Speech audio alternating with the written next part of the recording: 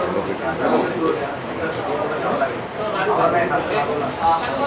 खूप सेन्सिटिव्ह असतं तुमचं, मला माहिती आहे ते.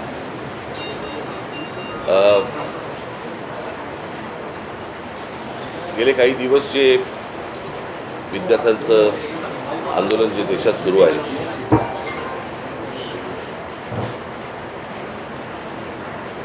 आणि ते कशा प्रकारे चिरडण्याचे पण प्रयत्न सुरू आहेत हे देखील आपल्याला समजत आहेत. खरं तर ते संपूर्ण आंदोलन हे शांततामय पद्धतीने सुरू झालेलं आंदोलन होतं आणि ज्या प्रकारे आज केंद्रातनं ज्या प्रकारचा दबाव त्या मुलांवरती आणला जातोय, मुलींवरती आणला जातोय, त्यांना ज्या प्रकारे मारलं जात आहे आणि त्याचे सगळे परिणाम हे संपूर्ण देशभर उमटत आहेत. तसेच ते महाराष्ट्रात देखील उमटत आहेत, तसेच ते मुंबईमध्ये देखील उमटत आहेत. तुम्ही सगळेजण बघताच आहात. खरं तर ही साधी गोष्ट होती. या सगळ्या प्रकरणामध्ये आजपर्यंत भारतीय जनता पक्ष ज्यावेळेला विरोधामध्ये होता, विरोधी पक्षामध्ये ज्यावेळेला होता, त्यावेळेला त्यांनी अनेक मंत्र्यांचे राजीनामे मागितले होते. मला आजही आठवते की त्या रजा अकादमीच्या विरोधात ज्यावेळेला मी मोर्चा काढला होता त्यावेळेला आम्ही मुंबई पोलीस कमिशनरांचा आम्ही राजीनामा मागितला होता, त्यावेळेला अरूप पटनाईकांचा, आणि त्याच्यानंतर त्यांना पदावरनं बाजूला करण्यात आलं होतं काँग्रेसच्या काळात. मुंबईमध्ये ज्या वेळेला ते कसाब वगैरे सगळे आलं, 26/11चं प्रकरण झालं, त्यावेळेला आर पाटील असं म्हणाले होते की बडे बडे शहरों में छोटी छोटी बातें होती रहती है. या एका वाक्यावरनं त्यांना गृहमंत्री पदावरनं काढून टाकण्यात आलं होतं. आणि साधारणपणे पदाची ज्यावेळेला तुम्ही जबाबदारी घेता त्यावेळेला पदामधनं आलेल्या अपयशाची देखील जबाबदारी ही तुम्हीच घेतली पाहिजे. हीच खरी तर मागणी आहे. आणि हीच मागणी होती या मुलांची की हे काय पहिल्यांदा नीटचे पेपर फुटले नव्हते. ही मला असं वाटतं तिसरी वेळ आहे. नीट परीक्षा ज्या वेळेला आणल्या त्याच वेळेला आम्ही विरोध केला होता त्या गोष्टीला की असल्या केंद्रीय पद्धतीने तुम्ही या परीक्षा घेऊ नका. पण ते सत्ताच एवढी होती की त्यावेळेला कोणाला ऐकायची त्यांची तयारी नव्हती. आजही नाही आहे. आणि आज प्रश्न असा आहे की आज राजीनामा धर्मेंद्र प्रधानांचा मागायला सुरुवात झाली होती, परंतु आता प्रश्न असा आहे की ज्या प्रकारे मुलांना मारलं गेलं आहे, आता हा प्रश्न प्रधानांपुरता मर्यादित न राहता पंतप्रधानापुरता पुढे गेलेला आहे. आणि त्याच्यामुळे गृह खातं आणि आज पंतप्रधानांनी आज काहीतरी ट्विट केले, पण त्या ट्विटला काही अर्थच नाही आहे. खरं तर या लोकांना बोलवून जर समजा त्यांच्याशी चर्चा केली असती आणि तो विषय जर नीट समजून घेतला असता तर एवढं प्रकरण पण झालं नसतं. पण मला काही समजतच नाही आहे की या सगळ्या गोष्टींचा एक सरकारी सत्तेचा एक जो उद्दामपणा जो आहे हा कशासाठी आहे.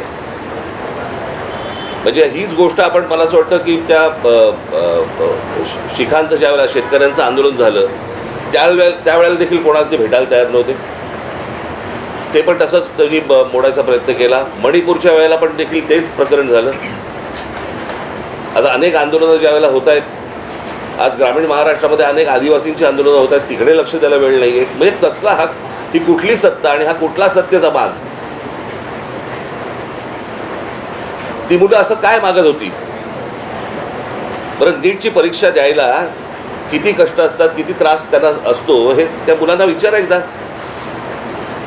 माझा एक जुना व्हिडिओ तुम्हाला आठवत असाल, तर मी कुठेतरी तो व्हायरल होताना दिसतोय की ज्यावेळेला मी पंतप्रधानांशी मी बोललो होतो नीटच्या परीक्षेबद्दलच, आणि मी त्यांना त्यावेळेला सांगितलं होतं आज शेतकरी आत्महत्या करतायत, उद्या हे विद्यार्थी आत्महत्या करतील, आणि तेच झालं. आज ही मुलं आत्महत्या करतायत आणि त्यांचा सगळा जो राग आहे आज त्या विद्यार्थ्यांबरोबर इतरही लोक आज या आंदोलनामध्ये आज आलेले आहेत. आणि मला असं वाटतं की हा एकूणच सिस्टीमच्या विरोधातला राग आहे. ज्या प्रकारे आज देशामध्ये गोष्टी सुरू आहेत त्याच्याबद्दलचा राग आहे आणि तो राग सगळेजण व्यक्त करत आहेत. आज प्रत्येक घरामध्ये ज्यांची मुलं नीट परीक्षेला बसलेली नाही आहेत त्या आयांना आणि वडिलांना देखील त्यांना पण त्रास होतोय हे सगळं बघून. आणि आज जी मुलं आज इकडे मोठ्या ज्या अपेक्षेने आज आली, मला असं वाटतं त्याचं पुढे काय करायचं, त्याला कशी वाट करून द्यायची याचाच आम्ही विचार करत होतो. मला असं वाटतं उद्धव आपल्याशी बोलतील. नाही सांग ना कार्यक्रम जाहीर करून. आणि त्याच्यामुळे आम्ही 26 तारखेला आम्ही एक शक्ती प्रदर्शन मोर्चा म्हणा, शक्ती प्रदर्शन म्हणा किंवा काही म्हणा, ह्या मुलांना घेऊन करायचं आम्ही ठरवलेलं आहे की मुंबईसारख्या एका महत्त्वाच्या, सर्वात महत्त्वाच्या देशातल्या शहरामध्ये देखील ही सगळी मुलं आणि सगळेजण पालक हे एकत्र येत आहेत आणि आपला राग रोष व्यक्त करतायत, हे मला असं वाटतं केंद्राला देखील कळणं गरजेचं आहे. आणि त्याच्यासाठी म्हणून आम्ही येत्या 26 तारखेला रविवारी येत्या 26 तारखेला आम्ही हा मोर्चा आम्ही काढत आहोत. हा मोर्चा निघेल शिवाजी पार्क, शिवतीर्थावरून हा निघेल आणि हा मोर्चा जाईल सिद्धिविनायकाच्या इकडे. तिथे जाऊन आम्ही देवाला साकडं घालणार आहोत की या सरकारला सुबुद्धी देव, आणि याच्यासाठी म्हणून तिकडे आम्ही त्याची सांगता करणार आहोत. आणि हा आत्ताचा आमचा कार्यक्रम आहे. मला असं वाटतं पुढे मी कालच दिल्लीला जाऊन आलो, माझ्या आधी अमित पण जाऊन आला. आपल्या माध्यमातून ही दृश्य संपूर्ण जग पाहत आहे. एक गोष्ट नक्की की हा विषय केवळ नीटच्या परीक्षेपुरता मर्यादित नाही आहे. कारण ज्या वेळेला मी गेलो, माझ्यासोबत संजय राऊत होते, अनिल देसाई, अरविंद सावंत ही सुद्धा मंडळी होती, खासदार होते.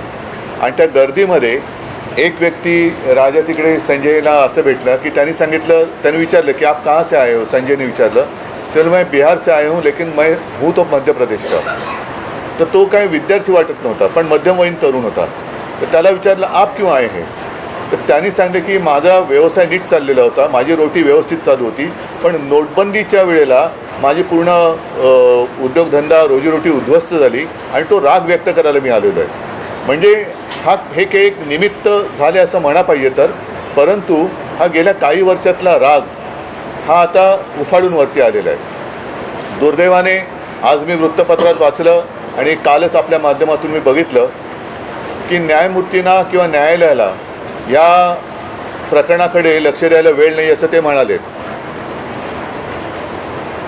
आता विषय असा झालेला आहे की दिल्लीमध्ये मलासुद्धा तिथल्या काही मुली भेटल्या आणि त्या संतप्त होत्या. त्या सांगत होत्या की आमचे कपडे फाडले गेले, वाटेल तसं मारलं गेलं, काही ठिकाणी तर लाठ्या काठ्यांना खिळे लावून, गजलेले खिळे लावून मारलं गेलं, डोकी फोडली गेली. आणि काल एक व्यक्ती, जी महिला म्हणजे मुलगी जी अत्यवस्थ होती, मला कल्पना नाही, आता तिचं येता वाचलं की आता आहे की नाही मला माहिती नाही आहे. तर एक असे अत्याचार वाढत चाललेले आहेत. न्यायालयाला कबूतरं, कुत्रे यांच्याकडे लक्ष द्यायला वेळ आहे, पण कॉक्रोचकडे लक्ष द्यायला वेळ नाही, हे दुर्भाग्य आहे. आणि देशाची परिस्थिती आता अशी झाली का, आणि न्यायालयाची परिस्थितीसुद्धा अशी धृतराष्ट्रासारखी झाली का. म्हणजे द्रौपदीने धृतराष्ट्राकडे न्याय मागण्यासारखं झालेलं आहे. आता मधल्या काळामध्ये चंद्रचूड यांनी न्यायालयाच्या न्यायदेवतेच्या डोळ्यावरची पट्टी काढली होती. ती न्यायदेवतेने परत पट्टी बांधली आहे का आणि कशासाठी बांधलेली आहे. हे एकूणच जे चाललेलं आहे, हे सरकार आता कोणाला आपलं वाटते असं दिसत नाही आहे. कारण मी ज्या वेळेला तिथे पोचलो तेव्हा जसं आत्ता राज म्हणाला की आता विषय केवळ धर्मेंद्र प्रधान यांच्या राजीनाम्यापुरता नाही, तर ह्या मुलांना, या विद्यार्थ्यांना आता हे सरकार नकोसं झालेलं आहे. हेच विद्यार्थी होते, हीच मुलं होती ज्यांनी अच्छे दिन याची अपेक्षा करत ह्या सरकारला निवडून आणलं होतं. पण हे सरकार निर्दयीपणाने वागतंय. पंतप्रधानांनी आज ते काय ट्विट केले, कारण म्हणजे त्यांनी जाऊन बोलायला काय हरकत नव्हती. म्हणजे याच्यामध्ये कमीपणा बाळगण्याचं काही कारण नाही आहे. आपली मुलं आहेत, आपली जनता आहे, यांच्याबरोबर चर्चा करायला कमीपणा वाटण्याची गरज नाही आहे. पहिल्या दिवशी जर का सरकारने यांच्याबरोबर चर्चेचे दरवाजे उघडले असते किंवा पहिल्या दिवशी जर का यांना बोलवलं असतं तर ही इथपर्यंत वेळ वाढली नसती, एवढी हे आंदोलन ताणलं गेलं नसतं. लोकांना आज व्यक्त व्हायचे, इतके वर्ष साठलेला राग, असंतोष हा उफाळून वर आलेला आहे आणि त्याला एक वाट करून देण्याचा आम्ही प्रयत्न करतो आहे. ही वाट करून देत असताना सर्वांना सांगतो की कोणीही, कारण बरेच जणं या असंतोषाच्या ठिणगीला वेगळं वळण लावण्याचा प्रयत्न करत आहेत. मग पोलिसांवरती हल्ले करण्याचा प्रयत्न करत आहेत. काही गुंड म्हणजे सिव्हिल ड्रेसमधले लोक, यांच्यात पोलिसांच्या लाठ्या यांच्या हातात कशा आलेल्या आहेत. मग त्यांच्या तिकडे नावाची पट्टी पण नाही आहे, काही कपडे त्यांचे पोलिसांचे नाही आहेत. म्हणजे हे गुंड, आता माझं मग असं म्हणणं आहे की हे आंदोलन मोडायला पाकिस्तानमधून गुंड भाजपने आणलेत का. कारण यांची काय ओळख पाळख काही नाही आहे. त्यांना ओळख विचारलं तर सरळ ते काय त्यांच्या निर्विकार चेहऱ्याने ते आपले बघतात लोकांकडे. काही त्यांना पडलेलं नाही आहे, ना मुलांच्या व्यथेची त्यांना जाणीव आहे, ना त्यांच्या वेदनेची त्यांना जाणीव आहे. बेसुमार लाठीमार करतायत आणि अशी ही सगळी गुंडागर्दी ही सरकार चालवत असताना कोणी गप्प बसू नये. आपण व्यक्त व्हायला पाहिजे आणि त्या व्यक्त होण्यासाठी ती वाट करून देण्यासाठी येत्या रविवारी आम्ही मी मोर्चा म्हणण्यापेक्षा एक देशाची ताकद काय असते ही ताकद दाखवून देण्यासाठी ह्या मोर्चाचं आयोजन केलेलं आहे. जसं राजने सांगितलं की शिवाजी पार्क ते सिद्धिविनायकला राज आपण जाऊन 2 गोष्टी करू. एक तर या सरकारला सुबूत दे, नाहीतर सिद्धिविनायकाला साकडवलं की या देशावरती आलेलं हे अरिष्ट सरकारच्या रूपाने हे लवकरात लवकर दूर कर. सरन्यायाधीश म्हणाले की सीसीटीव्ही फुटेज पाहण्यासाठी मग अशात तोच विषय राहिला की सरन्यायाधीश जे बोललेत की CCTV फुटेज पाहण्यासाठी आमच्याकडे वेळ नाही आहे. मुळात ह्यांच्यामुळेच हे झुरळ सुरू झालं ना. जन्मदाते ते जन्मदाते तेच आहेत ना, आणि त्यांनी जन्म दिल्यानंतर त्या पोराकडे बघायला नको. मी महाराष्ट्रामधले पोलीस ह्या सर्व आंदोलनकर्त्यांना चांगलं सहकार्य करत आहेत, काही त्रास देत नाही आहेत, काही गोष्टी झाल्यात. माझ्याकडे आता एक व्हिडिओ आला आहे, मला असं वाटतं की मी तो आता मुंबई पोलीस कमिशनरने देखील पाठवलेला आहे.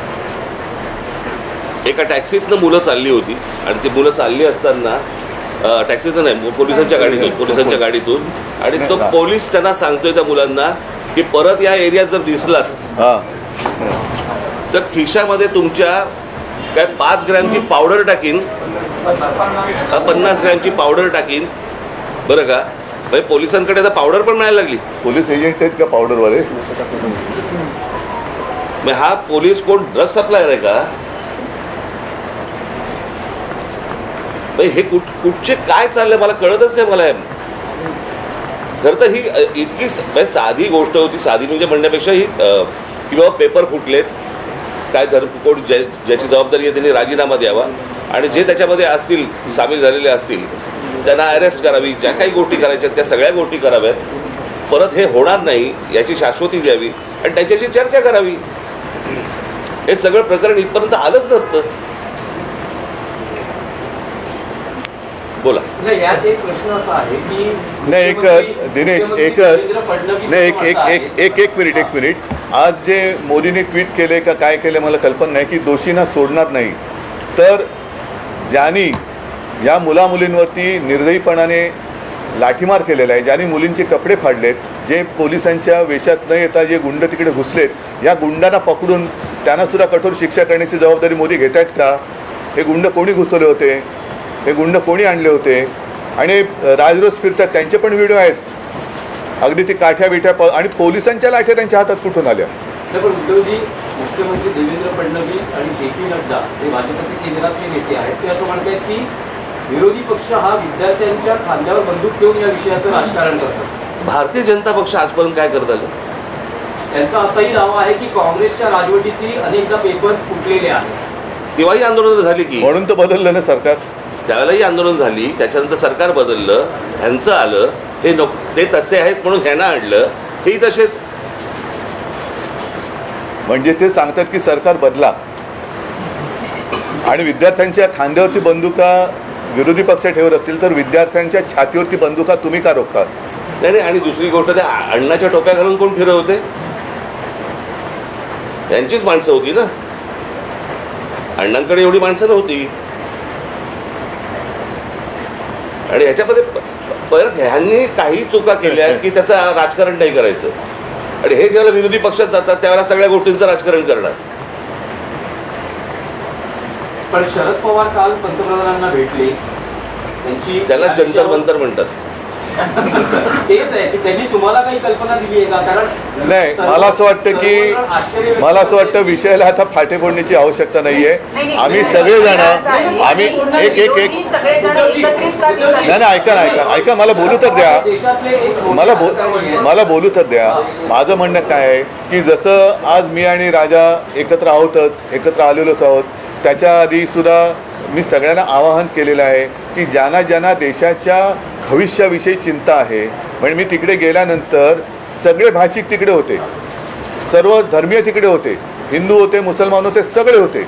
आता ज्यांना देशाचं, कारण हा देश जर का आपला आहे तर देशाच्या भविष्याची ज्यांना चिंता आहे त्यांनी पंतप्रधानांना भेटून त्यांची एक चिंता व्यक्त केली असेल तर मला माहिती नाही, तर नाही तर त्यांनी मुलांना भेटायचं, ते परवा तिकडे गेले होते. पंतप्रधानांनी आता मुलांना भेटण्याची गरज आहे. आणि नुसतंच असं जर का ढकलम गाडी चालणार असेल तर काय उपयोग नाही आहे. नाही आता आपण जे म्हणालात, आम्ही रविवारी मोर्चा जाहीर केलेला आहे, तर रविवारी जर का पवारसाहेब येत असतील, अगदी नरेंद्र मोदी येत असतील, देवेंद्र फडणवीस येत असतील, येऊ द्यात. म्हणजे विरोधी कशाला? एक फक्त विषय आहे की तुम्ही मोर्चाचं रूट सांगितलं, पण वेळ काय आहे, किती वाजता? सकाळी 10ची जमायची वेळ आहे, साधारणपणे 11:30 पर्यंत, 11, 11:30 पर्यंत निघू.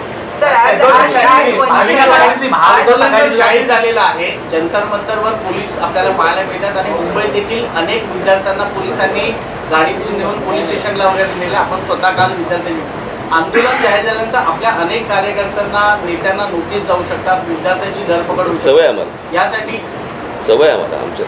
नाही, इकडे आता कळेल आता म्हणून म्हटलं ना की विद्यार्थ्यांच्या बाजूने कोण आहे आणि विरोधात कोण आहे. आणि प्रश्न असा आहे ना की प्रश्न सोडवायचा आहे का चिघळवायचा आहे, हे मला असं वाटतं सरकारने बघावं. सर, आज वंचितनी महाराष्ट्र आणि देशबंदची हाक दिली आहे. 26 तारखेला तुम्ही आता मोर्चा काढणार आहात. प्रत्येक राजकीय पक्ष वेगवेगळ्या गोष्टी करण्यापेक्षा पहिली गोष्ट म्हणजे आता हे ते जाहीर करणारे आम्हाला माहीत नव्हतं, त्यांनी स्वतंत्रपणे जाहीर केलं ही गोष्ट, बरोबर आहे. आम्ही देखील जे काही, ज्याला मोर्चा म्हणा किंवा काही म्हणा, या सगळ्या गोष्टी करताना तिथे आमचे राजकीय पक्षाचे झेंडे नसणार, कळलं का? तिथे जर कुठचे झेंडे असतील तर ते फक्त तिरंगे असतील, देशाचा झेंडा असेल, बाकी कुठचेही राजकीय पक्षाचे झेंडे त्या सगळ्या अख्यामध्ये कुठेही नसणार. आणि आत्ता उद्धव सांगतात त्याप्रमाणे काँग्रेसशी देखील बोलणं चालू आहे, ते देखील सहभागी. काल माझं बोलणं झालं, राहुलजींशी पण झालं, मग सपकाळांचा फोन आला होता आणि त्यांनी पण सांगितलं की आपण एकत्रितपणाने या गोष्टी करू. आता हे आम्ही परवाच्या मोर्चाची घोषणा तर केलेली आहे, आता त्यांनासुद्धा आम्ही सांगतो सगळ्यांनीच, अगदी पवारसाहेबांना असेल आणि भारतीय जनता पक्षातल्यांनासुद्धा जे विद्यार्थ्यांचे खरे पालक आहेत, ज्यांना विद्यार्थ्यांबद्दल, तरुणांबद्दल चिंता आहे, आणि असे अनेक भाजपची लोक आहेत की त्यांना आता असं वाटते की आपण भाजपचे समर्थक राहून गुन्हा केला, ते सगळेजण या मोर्चात सहभागी होऊ शकतात. आणि मला असं वाटतं एकच मिनटं, आणि मला असं वाटतं विद्यार्थ्यांबरोबर आवाहन करीन की पालकांनी देखील याच्यामध्ये सामील व्हावं. फोन केलं, फोनवर बोलू. नाही, एक तर काय झालं, मी तिकडे रात्री पोचलो त्यावेळेला त्यांचं आंदोलन नुकतंच संपलं होतं आणि त्यांना मला वाटतं ते कुठलं छत्रसाल स्टेडियम तिकडे नेलं होतं. मला जंतर मंतरवरती जायचं होतं कारण अभिजित आणि सगळेजण तिकडे वाट बघत होते. मी तिकडे गेल्यानंतर मग माझी काही भेट झाली नाही, पण काल सकाळी माझं फोनवरती बोलणं होतं. भविष्यामध्ये आपण जंतर मंतरवर विद्यार्थ्यांशी थेट संवाद जाण्यासाठी जाणार आहोत. अरे मी आत्ताच गेलो असतो, माझी तब्येत बरी नव्हती. नाही, दुसरा मुद्दा काय माहिती आहे ना, जंतर मंतरवरती एक केंद्रबिंदू झालेला आहे, पण हे आता पूर्ण देशाची भावना आहे. म्हणून मी जे म्हटलं ना की एक राष्ट्र एक भावना, जो जिथे जिथे आहे तिथे त्यांनी या गोष्टीचा विरोध व्यक्त केला पाहिजे. सगळेजण काही जंतर मंतरवरती पोहोचू शकतात, जाऊ शकतात आणि जाण्याची गरज आहे असं मला वाटत नाही. आज ग्रामीण भागात सुद्धा आंदोलनं होत आहेत, राज्यातल्या आणि देशातल्या अनेक शहरांमध्ये ही आंदोलनं होत आहेत. विद्यार्थी झुंडीच्या झुंडीने बाहेर पडत आहेत. आणि कालच एक मी व्हिज्युअल बघितलं की एक तरुणी त्या पोलिसांच्या गाडीसमोर एकटी उभी राहिली होती, इथेच बाजूला. ही तरुणांची ताकद आहे. ज्या ताकदीला झुरळ समजलं जातं, त्या झुरळांच्या ताकदीला आता हे घाबरलेले आहेत.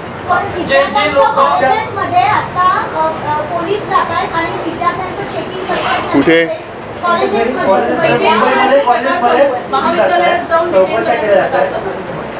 काय कसलं चेकिंग करतात?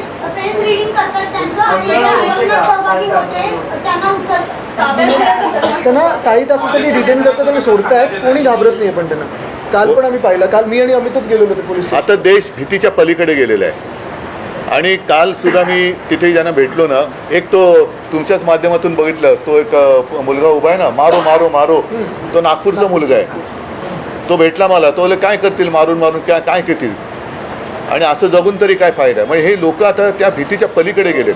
त्याच्यामुळे चेकिंग तुम्ही त्यांची मनं नाही ओळखली, शरीर किंवा कपडे चेक करून काय करणार, त्यांच्या मनात काय चालले ते ओळखानं. सोनम वांगचुक यांनी काल त्यांची भूमिका जाहीर केली. विद्यार्थ्यांचं म्हणणं काय होतं यावेळी चर्चा झाली का? आलं नाही तुमच्यापर्यंत? त्यांनी व्हिडिओ काढले होते ना. ऑडिओ व्यवस्थित नाहीये सोनम वांगचुक यांचं असं म्हणणं आहे की विद्यार्थ्यांवर ज्या केसेस आहेत हो. त्या मागे घेतल्या तर आपण आंदोलन किंवा उपोषण संपवतो. तुमचं विरोधी पक्षाचं काय म्हणणं आहे की याचा लॉजिकल एंड म्हणजे धर्मेंद्र प्रधान यांचा राजीनामा तेव्हाचे आंदोलन थांबेल, की सरकार असं म्हणते की चर्चा करायला या, लोकसभेत संसदेत यावर चर्चा होईल आणि त्यानंतर मग पुढचा निर्णय घेण्यात येईल. आता तिकडे नाही बघा, आता प्रत्यक्षात तिकडे काय चाललं आहे, कारण मी मागे प्रेस कॉन्फरन्स घेतली होती. नाही, मी इथेच बोललो होतो, मला वाटतं की काही वर्षांपूर्वी म्हणजे 2018 साली एक जी डी अगरवाल नावाचे गृहस्थ होते, ते गंगेसाठी उपोषणाला बसले होते. सरकारने लक्ष नाही दिलं. 115व्या दिवशी त्यांनी प्राण सोडला. गंगा आणखीन वाईट झाली. म्हणजे करोनाच्या काळात तर मग गंगेमध्ये मृतदेह पण सोडले गेले. मी या सरकार हे निर्दयी आहे. मी वांगचुकना त्यांना तिथून हलवण्याच्या आधी 1-2 दिवस आधी फोनवरनं बोललो होतो आणि मी त्यांना हेच सांगितलं होतं की आपण उपोषण सोडा, कारण उपोषण कोणासमोर करायचं, ज्यांना काहीतरी संवेदना आहेत. या सरकारला संवेदना नाही आहे. त्याच्यामुळे त्यांना असं वाटतं की अशी लोकं गेलेली बरी, म्हणजे एकदा काय ते सगळं स्मशान शांतता होऊ द्या. पण तसं दिसत नाही आहे. अनेक जण आता प्रत्येकाच्या मनामध्ये ही ठिणगी पेटलेली आहे. त्याच्यात तुमचा जो विषय आहे की धर्मेंद्र प्रधान, शेवटी मग जबाबदारी कोणाची आहे? जे जबाबदार आहेत त्यांना सोडणार नाही, मग धर्मेंद्र प्रधान पहिले जबाबदार आहेत, त्यांना का सोडतायत? आणि धर्मेंद्र प्रधान पण कोणी एकेकाळी पेपर फुटीच्या विरुद्ध रस्त्यावर उतरले होते असं म्हणतात, जे आता विद्यार्थ्यांचं नशीब फोडतायत. राजसाहेब, तुम्हाला काय वाटतं की चर्चेतून, सरकारमध्ये चर्चेला यातून मार्ग काढू, तुम्हाला असं वाटतं की चर्चेतून मार्ग हे सुरुवातीला करायला पाहिजे होतं ना. हीच गोष्ट उपोषणही झालं नसतं, लाठीचार्ज झाला नसता, मुलांनी मार नसता खाल्ला. काय झालंय आता, घराघरामध्ये हे सगळं पोहोचलेलं आहे आंदोलन. त्याच्यामुळे सरकार आत्ता बॅकफूटवरती गेलं आणि म्हणून आत्ता ते सांगतात की आमच्याशी चर्चा करायला या म्हणून. कळलं का? ज्यावेळेला शिखांनी, ज्यावेळेला त्या शेतकऱ्यांनी, ज्यावेळेला पंजाबच्या शेतकऱ्यांनी, हरियाणाच्या शेतकऱ्यांनी ज्यावेळेला मोर्चा काढला होता, त्यावेळेला काय नाही बोलवलं? कारण तो प्रत्येक घरातला, देशातला नव्हता विषय.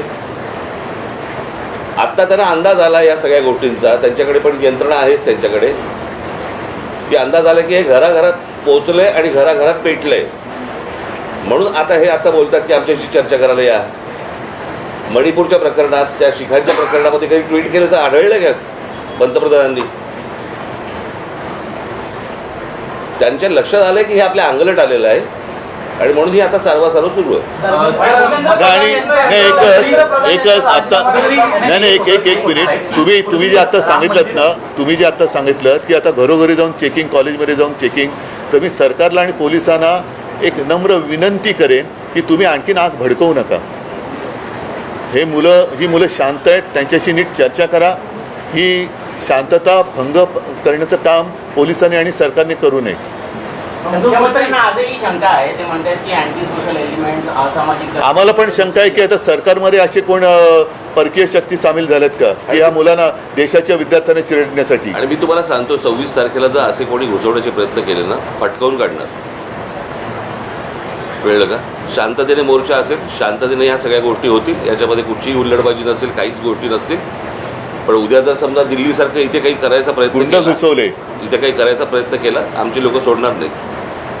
सर, हे सगळे उद्याचे मतदार आहेत, हे सगळे ह्या सगळा आक्रोश जो आहे, तुम्हाला वाटतं का मतपेटीतून दिसेल? कारण आधी आपण हा विषय मतपेटीचा नाही आहे. पहिली गोष्ट तुम्ही लक्षात घ्या, आत्ता हा विषय मतपेटीचा नाही आहे, हा विषय कुठच्या निवडणुकांचा नाही आहे, हा विषय त्यांच्या न्यायाचा. कळलं का? उद्या परीक्षेला बसलेले हे सगळे विद्यार्थी, विद्यार्थी आत्महत्या करतात, याचा अर्थ काय समजून घ्या ना. इथे मतपेटीचा विषय येतो कुठे? पण ज्या प्रकारचा देशामध्ये सत्ता राबवली जाते त्याच्या विरुद्धचा राग हा मला असं वाटतं प्रत्येक राज्यांमधून बाहेर येतोय. ही सर्वात महत्त्वाची गोष्ट आहे. नाही, पण राष्ट्रपती तो संस्थांवर राग निघतोय.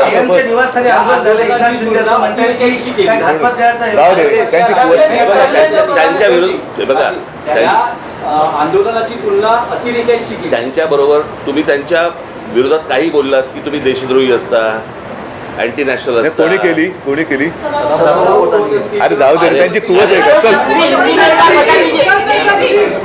आम्ही हिंदी में दोनों बात करेंगे.